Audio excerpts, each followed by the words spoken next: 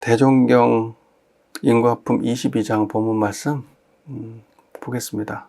대종경 인과품 22장 대종사 말씀하시기를 사람이 모든 악행을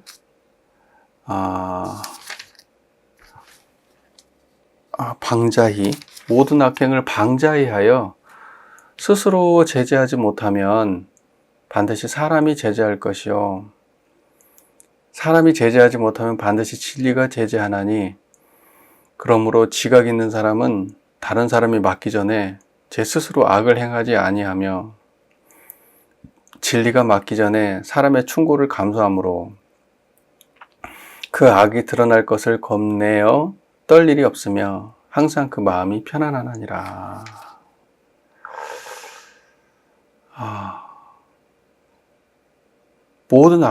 사람이 모든 악행을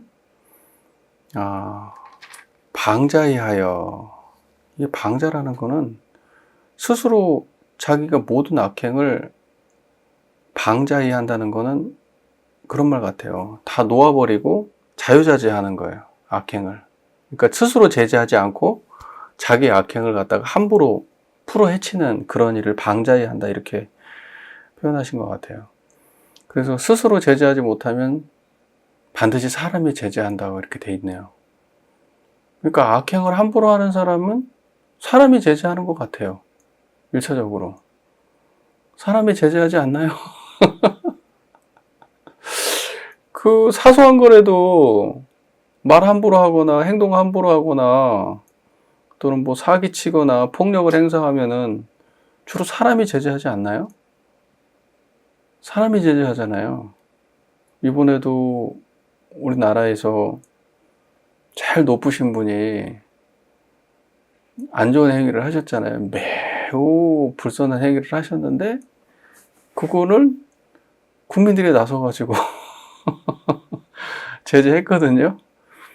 네, 그리고 우리나라의 법 체계라는 게요, 심각하게 그 현행 법에 위반되는 타인에게 위해를 가하는 나쁜 행동을 하게 되면은 그거는 다 사람이 제재해요.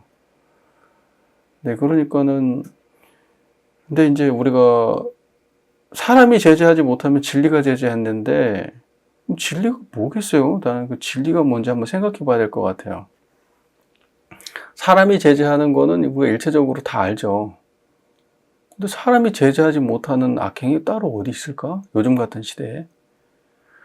그러니까 이제 이러한 거는 앞으로 미래 후천 시대에 가면은 사람이 제재하지 못하는 악행은 없을 거예요. 네, 다 사람이 제재해요. 그리고 이제 사람이 제재하지 못하는 건 진리가 제재한다라고 하는 거는 선천 시대에는 이러한 케이스가 많지 않을 것 같아요. 그러니까 진리가 제재한다는 것도 막상 그러면 진리가 제재하는 게 따로 있고 사람이 제재하는 게 따로 있냐? 그렇게 따지면 사람이 제재하는 게 진리가 제재하는 거 아니에요? 저는 그런 생각이 드는데, 우리가 진리가 제재한다고 하면 이런 생각할 수가 있거든요. 갑자기 벼락이 쳐서 사람이 죽어요.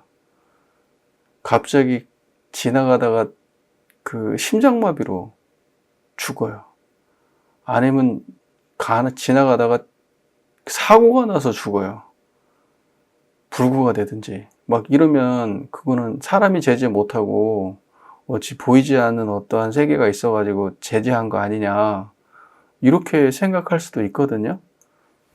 그런데 저는 이 진리가 제재한다는 말을 잘 해석해야 될 것 같은데, 사람이 제재하지 않고 진리가 제재한다는 말이 그것이 영 다른 말이 아니라고 생각을 해요.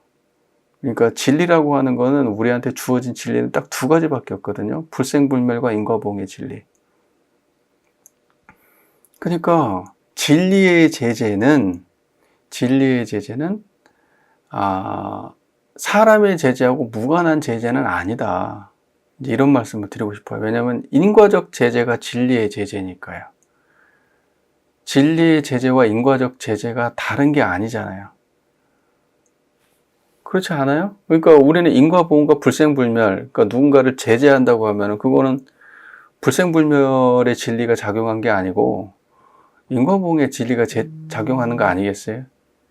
물론 인과보응의 진리가 작용했다고 하는 거는 인과는 불생불멸의 공정한 자리에서 드러난 거잖아요. 순리자연하고 공정한 자리에서 인과가 드러나는 거기 때문에 그 인과보응의 진리라고 하는 거는 당연히 진리의 제재죠. 그리고 그거를 갖다가 가장 직접적으로 작용하는 게 사람의 마음 작용 아니겠어요? 네. 또 누군가 이 진리의 제재라고 하는 것이 만약에 이제 그렇게 본다. 사람이 제재하는 게 아니라 진리가 제재한다. 이렇게 봤을 때는 아마 양심의 제재일 거예요. 그러니까 우리가 인간을 제재하는 거는 딱 두 가지예요. 두 가지. 사람, 그리고 자기 스스로 자기를 파괴시키는 양심. 이 두 가지예요. 대부분은 사람이 제재하죠. 사람이. 그런데 사람이 제재하지 않고 진리가 제재한다 이럴 때는 자기 스스로가 마음속에서 수많은 모순과 수많은 고통과 수많은 괴로움을 아마 받게 될 거예요. 네, 그러면 그거를 아마 진리의 제재라고 보는 게 맞을 거예요. 그러니까 이거를 약간 그러한 식의 인과가 분명하게 말하는 게 아니라 이러면 번개가 쳐가지고 진리가 제재했다. 지나가는데 교통사고가 나가지고 진리가 제재했다. 큰 병이 들어서 진리가 제재했다. 이렇게 얘기를 하잖아요. 이걸 이렇게 얘기하면 어떤 문제가 생기냐면 마치 우리는 이런 식으로 자연스럽게 이런 식으로 생각 흘러가지 않아요? 이런 얘기 들으면 나만 그런가? 내가 잘못하는 걸 수도 있는데 사람이 못하고 진리가 제재했다면 꼭 그렇게 해석하기 쉽거든요. 근데 그렇게 해석을 하게 되면은 사고당한 많은 사람들, 그렇잖아요. 우연찮게 사고당한 사람들이 얼마나 세상에 많고, 그 다음에 병을 얻어가지고, 큰 병 얻어가지고, 고생하거나 돌아가시는 분들이 세상에 얼마나 많은데 그분들이 다 나쁜 사람들일까? 이렇게 될 수가 있다니까요. 그러니까 이걸 갖다가 인과적으로 그렇게 해석하게 되면은 그러한 모든 일들이 보편 적용이 돼버리면 이게 심각한 문제가 돼요. 그러니까 항상 인과가 항상 인과에 대한 적용이라는 게 무슨 사고 당하면 인과적으로 문제 있었나 보다. 저 사람이 뭔 죄를 지었나 보다. 자꾸 이러는데 그거 그렇지 않거든요. 그렇지 않은 경우도 많이 있지. 예, 그래서 훌륭하게 살다 가신 분은 전생에 뭔 일이 있었겠지. 이제 이렇게 해석한단 말이에요. 아니 그러면 우리나라에서 발생되는 수많은 사건 사고와 재해들은 뭔데 도대체. 그러니까 그렇게 해석하는 거는 좀 안 맞아. 안 맞아. 그러니까 진리가 제재한다 그러면 우리 안에서 수많은 심신작용으로 인한 고통, 이제 이렇게 해석을 하는 게 맞죠. 근데 우리는 사실은 뭐냐면 죄를 지으면은 스스로 고통을 받아요.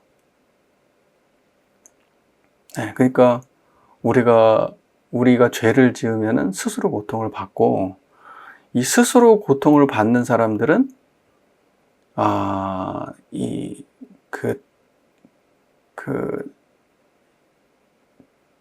그 이후에 죄를 짓지 않을 수가 있죠. 스스로 고통을 받으니까 스스로 자기가 자기를 통제하게 되고 그 이후에 죄를 안 받을 수가 있는데, 이제 문제는 뭐냐면 죄책감 없이 죄를 짓는 사람들이에요. 함부로, 그러니까 뭐냐면 자기가 죄를 지어놓고 죄 지었다는 생각이 없는 사람들이에요. 그러니까 이런 사람들이 제재를 받는 거죠. 근데 이제 여기에서 보면은 요거를 갖다가 저는 이게 지금 순서가 이게 후천 시대에는 뭐냐면 사람들이 스스로 양심의 제재가 가장 먼저 있고, 보통의 경우는 그 다음에 그걸로 제재가 안 되면 사람이 제재한다. 이게 순서에 조금 부합되지 않을까라고 하는 생각을 가져보는데, 이건 그냥 제 개인적인 생각이에요. 근데 이제 선천 시대에는 아마 사람이 제재하고 사람이 제재가 안 되면은 이제 사고를 당하거나 이제 급사를 하거나 이제 이렇게 진리가 제재한다. 요렇게 하는 것은 선천 시대의 그 사고 방식이지 않았을까. 후천 시대에는 뭐냐면 사람이 제재하기 전에 진리가 제재를 해요. 양심이 먼저 제재하고 자기가 자기를 알아요. 근데 이게 안 되면 사람이 나서서 제재해요. 그러니까 이게 뭐 순서가 중요하냐, 뭐 이제 이걸 순서로 본다 그러면 이 순서가 맞냐, 저 순서가 맞냐 고민이 많겠지만은 천둥번개 치고 병들고 사고 나서 죽는 그거를 진리가 제재한다고 해석하는 거는 조금 아닌 것 같아요. 그런 해석은 조금 고민해 봐야 돼요. 그러니까 앞으로도 우리가, 근데 왜 제가 이렇게 얘기하냐면 이러한 케이스가 너무 많죠. 종교는. 네, 그래가지고 그걸 갖다 붙여요. 근데 그건 진리가 공정하게 작용한다고 하면은 병든 사람들을 다 그렇게 볼 수 있냐? 그런 게 아니니까 하는 말이에요. 그렇게 해석할 수가 없으니까. 그러니까 이런 거는 좀 고민해 보셔야 돼요.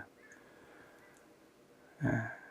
그리고 교도님들이 혹시라도 이런 식으로 생각하는 거 있으면 그거는 좀 잘 가르쳐 드려야 돼요. 그러니까 현상에 나와 있는 병이나 사고나 이런 거에 대해서 그걸 그 사람의 그 잘못으로 인해서 발생된 거라는 그 물리적인 어떤 그 외적 요인을 그 사람의 잘못으로 인한 걸로 그렇게 하는 거는, 그거는 좀 그 뭐랄까 면밀하게 살펴서 적용해야 되죠. 예를 들면은 큰 병이 들었어.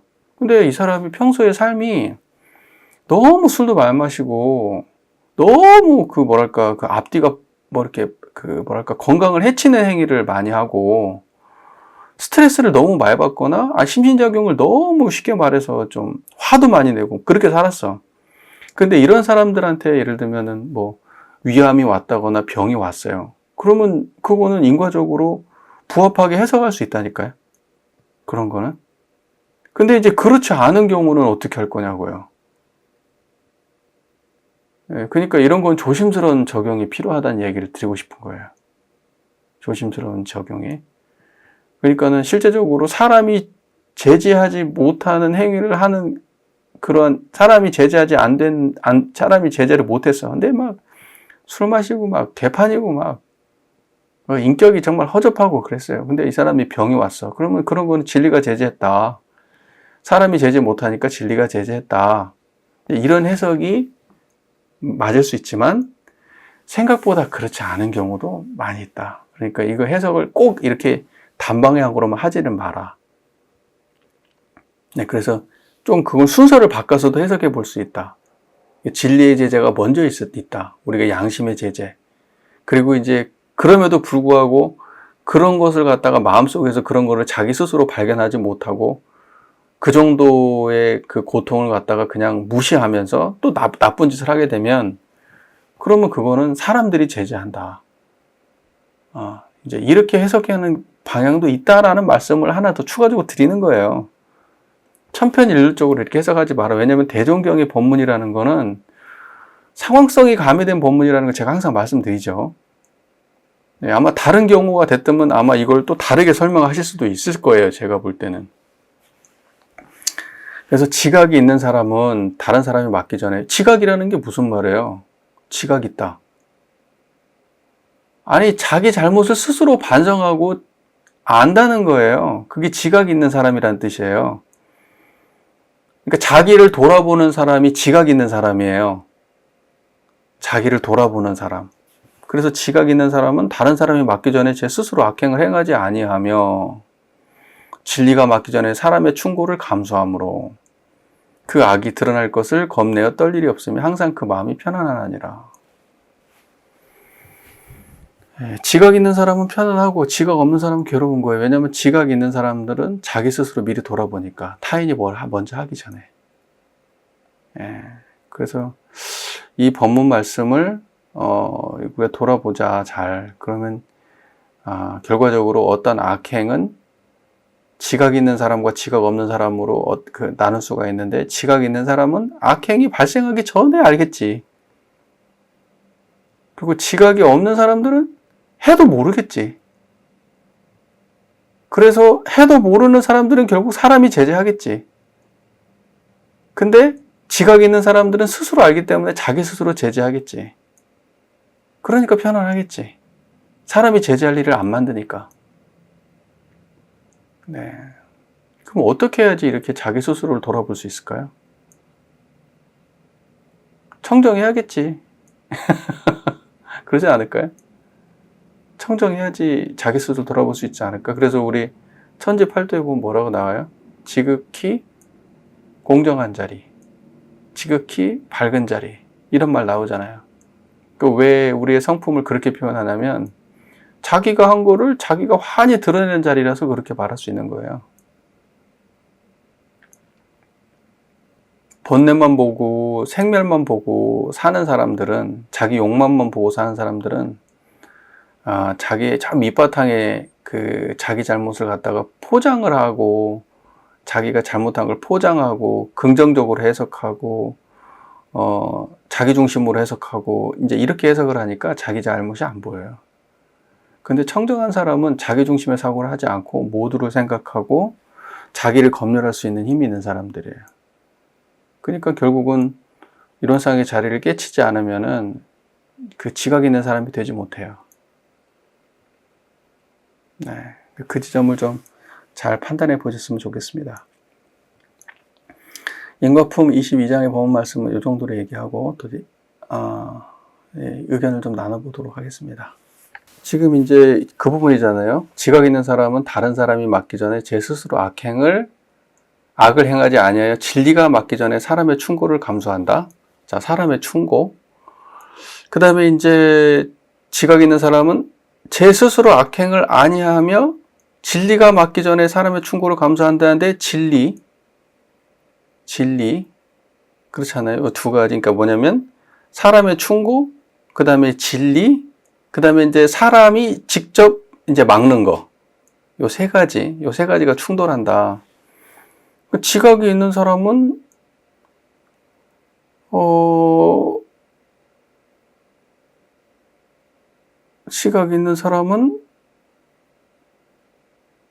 그러니까 그 진리라고 하는 거를 어떠한 다른 제3자가 있는 거냐라고 하는 것이 지금 궁금한 거잖아요. 지금 이 이야기에서. 그죠? 그게 좀 매끄럽지 않다는 거 아니에요? 그러게. 어떻게 해석하는 게 좋을까? 근데 이제 저는 이거를 갖다가 해석할 때 일단 뭐 제 의견은 제 의견에 불과한 거니까 이제 여러분들이 잘 판단하셔야 되고, 저는 이제 항상 생각하는 게 원불교 교리 안에서 전체적인 정전이나 대전경의 맥락 안에서 이렇게 예를 들면 그 천지은을 같은 걸 보면은 그런 말이 나오거든요. 하늘은 비록 공허하고 땅은 침묵하여 직접 복락은 내리지 않는다 하더라도, 이제 이런 얘기가 나와요. 그러니까 천지라고 하는 존재가 직접적으로 복락을, 그러니까 뭐냐면 잘한다고 해서 직접적으로 천지가 감옥을 해가지고 하늘과 땅이, 물리적 하늘과 땅이에요. 직접적 복락을 내리고 하는 거냐? 그러지 않는다고 되어 있거든요. 그 다음에 원불교 사은신앙의 처처불상 사사불공 이야기할 때 죄복은 어디서 오는 거냐 그러면 부처님한테, 그러니까 뭐냐면 죄를 지어도 복을 지어도 부처님한테 모든 거를 의탁하고 하는 거는 그거는 미신신앙이다 이렇게 얘기하면서 원불교는 사은에 직접 당처에 죄복을 구한다. 이제 이러면서 원불교 신앙은 과거의 그 등상불 신앙하고는 다르다. 이걸 원불교가 굉장히 중요하게 강조하는 지점이잖아요. 그러니까 우리가 죄를 지어도 어디에다 죄를 짓냐 그러면 사은에다가 죄를 짓는 거고, 복을 지어도 어디다 지으면 복에다 짓는 거고, 그러면 죄는 어디서 받냐? 사은을 통해서 받아요. 사은을 통해서 받는데 그때 천지부모 동포 법률을 예를 들면 놓고 본다 그러면 하늘이 직접적으로 우리한테 복락을 주는 건 아니에요. 안 된다고 돼 있어요. 그러면 이제 무엇이 천벌이냐라고 할 때 사리를 본받지 못해서 무식한 게 천벌이고, 뭐 예를 들면 이런 식으로 해가지고 천벌에 대한 내용이 나오는데, 그것은 뭐냐면 전부 다 자기가 예를 들면 뭐 무식하고, 그 다음에 예를 들면 그런 내용들이 쭉 나오는데, 그것이 마치 하늘에서 뭘 번개를 때리듯이 사고를 유발시키듯이 주는 건 아니라니까요. 근데 부모도 마찬가지고 동포 법률도 마찬가지예요. 네, 그런 식으로 주어지진 않아요. 그러니까 여기에서 진리가 주는 죄벌에 대해서 그 우연자연한 어떤 진리가 따로 있어서 우리가 사은의 범주 밖에 마치 하나님 같은 존재가 있어서 죄복을 관장하는 것처럼 생각하는 거는, 일단은 그거는 조금 고민해 봐야 돼요. 진리를 해석할 때. 그러니까 우리가 진리의 범주를 어디까지 놓고 보냐면 이론상과 사은사유 삼합팔조 안에서 구해야 돼요. 이 밖에 다른 진리를 이야기하는 거는 대종사님의 본의하고 좀 안 맞을 수 있어요. 근데 제가 이제 여기에서 이야기하는 건 내 말이 꼭 맞다 이런 차원 얘기보다도 그 대종사님의 그 교리 체계 안에서 진리의 죄벌을 이야기할 때는 그 하나님 같은 존재를 상상하면 안 된다는 이야기죠. 반드시 어떤 식으로든지 그거는 인과적 과정 안에 있어야 된다는 거예요. 그러니까 제 이야기는 그 정도 수준으로 받아주시면 좋을 것 같아요. 그러니까 진리 그러면 원불교에서는 다른 진리가 있냐? 없어요. 원불교는 이론상 진리죠. 이론상 진리고 사은하고의 관계에서 주고받는 내가 죄를 지어서 죄를 받고 복을 지어서 복을 받는 관계는 그 인과보응의 세계에 국한된 이야기지 그 밖에 신이 따로 있으면 안 된다니까요. 그러면 이론상의 진리 말고 신이 따로 있어야 되는 건데 이론상의 진리를 초월한 신이 그건 교리책에 안 맞는 설명이 돼요. 그래서 제가 아까 그런 식의 설명을 이게 좀 아니라고 말씀드리는 거니까 그건 잘 판단해 보십시오. 하여튼 인과본문이 참 어려운 게 너무나 그 상반되는 다양성이 공존하기 때문에 그게 좀 어렵거든요. 그러니까 이걸 이렇게 얘기하면 저쪽에 문제가 생기고 저쪽을 이렇게 얘기하면 이쪽에 문제가 생겨요. 그래서 항상 인과본문이 조심스러워요. 그리고 근데 사실은 인과본문이라고 하는 거는 조금 더 들어가서 이야기하면은 세상은 굉장히 복잡한 인과로 얽혀 있어서 단순하게 규정할 수 없다는 게 사실 더 깊이 있는 내용이거든요. 근데 우리는 굉장히 복잡한 걸 단순해서 이해하는 버릇이 있어서 그래서 인과본문이 항상 문제가 되는 거예요. 그러니까 굉장히 복잡하게 얽혀 있는 거를 복잡하게 얽혀 있기 때문에 쉽게 할 수 없다라고 결론이 나야 되거든요. 이게. 근데 복잡하게 얽혀 있는 거를 마치 단순하게 답을 내기 때문에 이게 문제가 된다는 거를 자각했으면 좋겠는 거예요. 그러니까 쉽게 얘기할 수가 없어요. 그다음에 진리라고 이야기했어도 그러니까 아까 불생불멸과 인과보응의 진리 얘기했는데 그거 말고 다른 진리가 없다고 얘기한다면 나의 죄는 도대체 어떤 식으로 사람이 제재하지 않는 나의 죄는 어떻게 드러나는가? 진리가 제재한다고 했는데 이때 사람이 제재한다는 거는 물리적 제재만 있는 걸까요? 그 하여튼 여러 가지 이유가 있을 건데 사람들의 평가와 그 다음에 따가운 시선 뭐 이런 것도 포함될 수 있고요. 그 다음에 내 내면에서 내 스스로를 괴롭히는 마음 또는 내 마음을 그렇게 씀으로에 있어서 내 가족이라든가 이런 쪽으로 찾아오는 어떤 안 좋은 일들 그리고 아까 단지 이제 시간적으로 이제 짧게 보지 말고 이제 길게 보면은 또 달라질 수 있다고 이야기하는 그런 내용들. 그러니까 뭐, 지금 당장은 아닌데 뭐, 다음 생에 어떻게 될지 알아요. 모르는 거지, 그런 거는. 근데 그거는 우리가 이제 알 수 없는 또 세계니까, 직접 경험할 수 없는 세계니까, 우리 짐작만 해보는데, 하여튼 그러한 여러 가지 방식으로 적용이 있을 수는 있겠지만, 그게 우리가 생각하는 방식으로 그렇게 눈에 보이게 무슨 번개가 치고 막 이렇게 갑작스럽게 막 이런 식으로 일방적 해석을 안 했으면 좋겠는 거지. 근데 바람은 그러니까 굉장한 다양한 가능성을 열어놓고 이거는 봤으면 좋겠어요. 분명히 안 좋은 죄를 많이 짓는 사람한테는 이 생에 거의 그게 와요. 어떤 식으로든 온다니까. 그러니까 미래시대 대종사께서는 이 생에 지은 건 거의 이 생에 다 받고 가지. 후천 시대가 되면은 밝은 시대가 되면 이 생에 지은 거를 다음 생으로 가져가고 할 일이 별로 없다. 이렇게 말씀하셨거든요. 대종사님께서.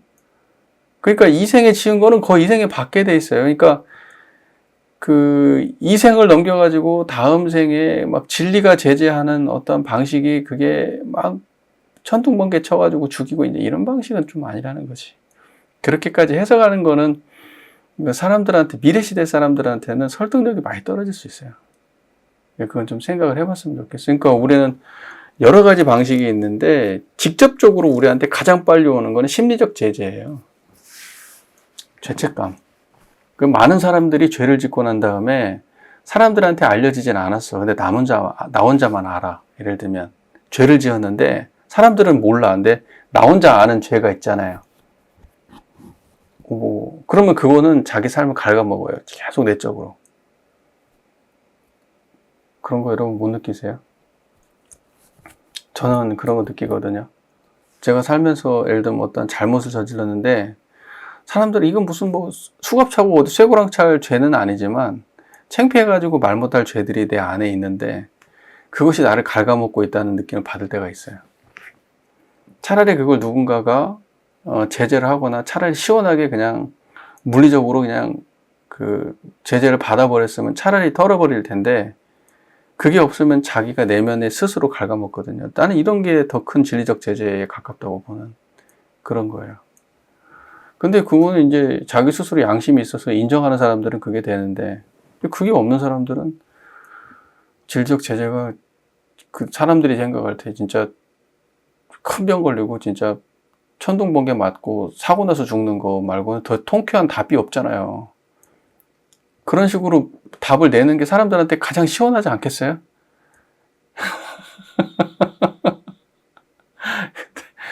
근데 그게 그렇게 내기에는 인과가 그렇게 단순하지 않죠.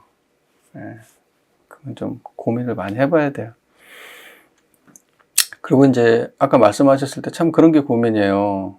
이제 그렇게 이제 기본적으로 학습이 잘 돼 있고 양심적인 분들은 어떠한 잘못이 자기한테 다가올 때, 아, 이거는 내가 지은 잘못이에요. 내가 이런 잘못을 해가지고 이런 일이 나한테 오는 거예요. 근데 이제 그렇게 판단하는 것이 나쁜 건 아니에요. 자기 스스로 감수불복할 수 있으면은 저는 그거는 좋은 거라고 봐요. 그걸 막 외부에서 문제를 찾는 것보다는 훨씬 나아요.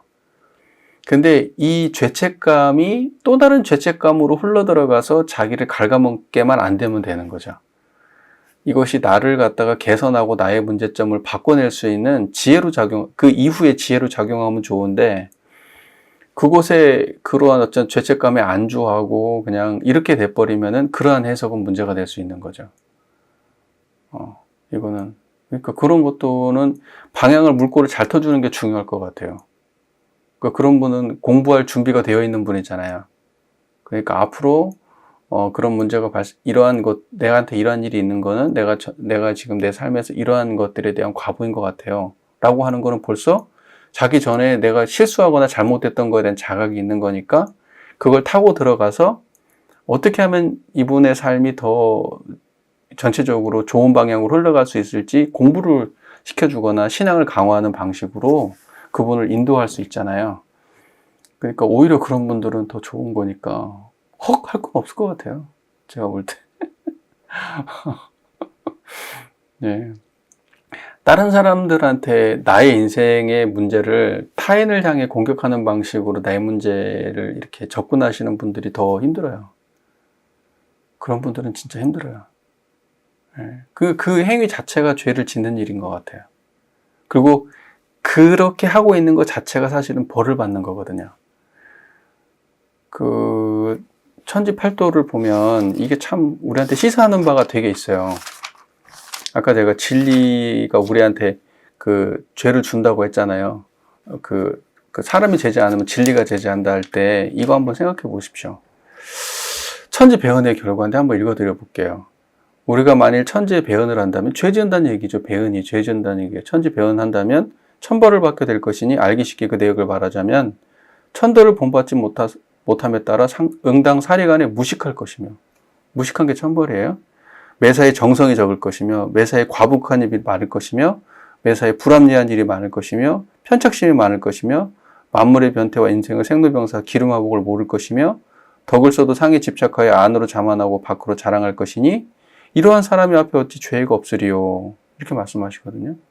그러니까 우리는 어떤 식의 제재를 받는가라고 할 때 번개치고 병들고 사고나고 이런 걸로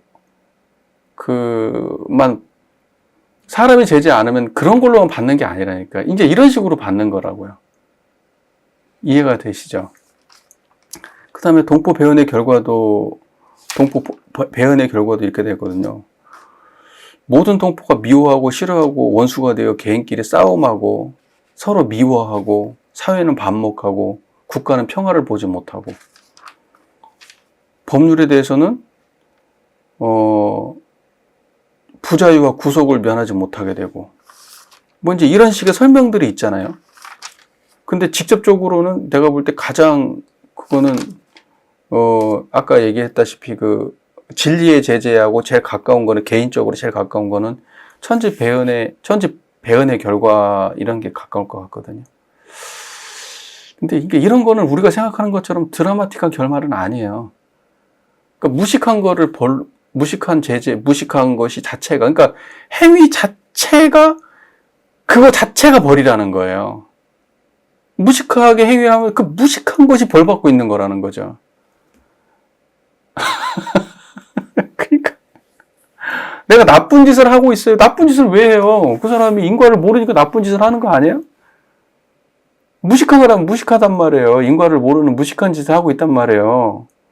그럼 그 자체가 벌 받는 거라, 천벌 받고 있는 거라는 거죠. 근데 이거는 예를 들면 사람이 뭘 제재하기 전에 먼저 오잖아요. 그러지 않아요? 내가 행위하고 있는 거를 자기는 모르지만 그 행위 자체가 벌 받는 행위인 거예요. 행위 자체가. 그러다가 자기가 그걸 인식하지 못하고 살아가다 보면 외부에서 오잖아요. 그러니까 제가 이거를 순서를 좀 바꿀 수도 있지 않나라는 생각을 좀 해보는 거예요. 이 순서가. 사람이 먼저 오고, 그 다음에 진리적 제재가 오는가. 아니, 그냥 그 행위를 하고 있는 것 자체가 진리적인 어떤 그 제재가 지금 가해지고 있는 거라는 거죠. 죄 받고 있는 거예요. 무식한 거, 말 함부로 하는 거, 생각 짧은 거. 이런 거 자체가 다 지금 죄 받고 있는 거라고. 그 행위 자체가. 근데 이게 안 되면, 여기서 자기가 수정이 안 되면, 그러면 사람이 이제 중간에 막, 화를 내고 폭력을 쓸 수도 있고, 문제가 생길 수도 있는 거잖아요. 근데 이거를 그렇게 진짜로 우리 속 시원하게 막 사고 나고 병 들고 죽고, 이런 식으로 해석하는 건 좀 아니지 않나.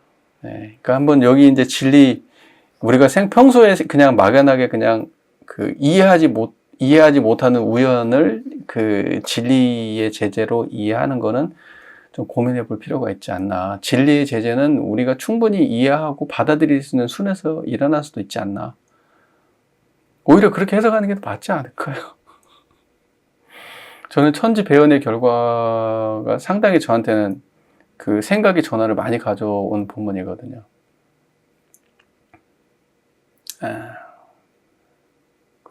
그리고 진리라고 이야기하면 반드시 그 불생불멸과 인과봉, 그러니까 유상과 무상의 진리 밖에 따로 있지 않다. 그러니까 신을 상정하면 안 된다. 우연을 상정하거나 신을 상정해가지고 진리의 제재라고 표현하는 거는 조금 고민해 봐야 된다. 이런 말씀을 드리고 싶은 거예요.